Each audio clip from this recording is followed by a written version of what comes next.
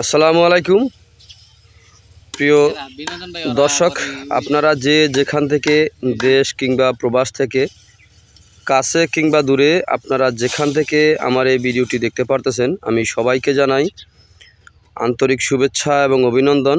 এই যে এখানে ঘাস কাটা হচ্ছে, এই ঘাসটার নাম হচ্ছে ইন্দোনেশিয়ার স্মার্ট নেপিয়ার ঘাস, গরু ছাগল এর প্রিয় ঘাস। এই ঘাসটি যদি জমি চাষ করে একবার রোপণ করেন, একবার রোপণ করলে কমপক্ষে 5 থেকে 6 বছর পর্যন্ত একটানা গরু ছাগলকে এই ঘাসটি খাওয়াতে পারেন।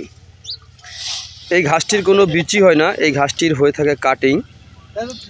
প্রথমে যদি আপনি 4 থেকে 5টি গিটের একটি কাটিং রোপণ করেন, একটি কাটিং থেকে প্রথমে যদি একেবারে কম করেও যদি হয় তাহলে 50 থেকে 60টির মতো চারা প্রথমে গজিয়ে থাকে। একবার কাটার পরে দেখেন কি পরিমাণে চারাগুলি গজাচ্ছে প্রত্যেকটা ঝোপে। আর এইগুলা কিন্তু এখন কাটা হচ্ছে, যে দেখতে পাচ্ছেন এগুলো কাটা হচ্ছে এখন। আর যেগুলো আগে কাটা হয়েছে সেগুলো থেকে দেখেন কি পরিমাণে চারাগুলি বের হয়েছে, প্রচুর পরিমাণে চারা বের হয়েছে। আর এই যে দেখেন এখন কাটিংয়ের জন্য কিন্তু এই ঘাসটা কাটা হচ্ছে। যেই কাটিং পরিপক্ক হয় সেই কাটিংয়ের ঘাসের মধ্যে আপনার শুকনো পাতা, প্রচুর পরিমাণে শুকনো পাতা হয়ে থাকে। যে দেখেন এই ঘাসের বোঝা নেওয়ার জন্য যে আসছে,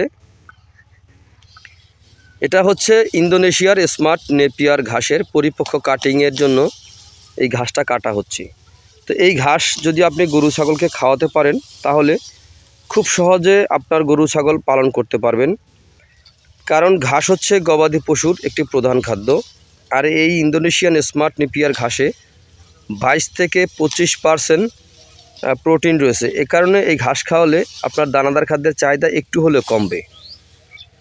দেখেন দানাদারে কিন্তু খরচ অনেক বেশি, এই ইন্দোনেশিয়ান স্মার্ট নেপিয়ার ঘাসে কিন্তু খরচটা একেবারে কম।